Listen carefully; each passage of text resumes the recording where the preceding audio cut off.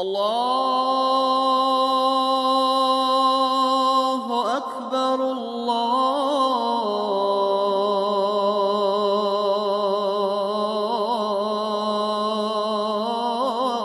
கடலூர் மாவட்டம் திட்டக்குடி அருகே கல்லூர் ஆவட்டி கூட்டுசாலை கல்லூரில் அமைந்துள்ள ஜாமியா பள்ளிவாசலில் ரம்ஜான் பண்டிகை முன்னிட்டு இத்தார் நோன்பு திறப்பு சிறப்பு விருந்து நிகழ்ச்சி தலைவர் அலிகான் தலைமையில் நடைபெற்றது. விருத்தாச்சலம் சட்டமன்ற உறுப்பினர் ராதாகிருஷ்ணன், கடலூர் மேற்கு மாவட்ட காங்கிரஸ் தலைவர் லாவண்யா, திட்டக்குடி நகர்மன்ற தலைவர் சவுந்தரராஜன், சலீம் அகமது ஷா, சபிபுல்லா மற்றும் வட்டார தலைவர்கள், நிர்வாகிகள் கலந்து கொண்டனர்.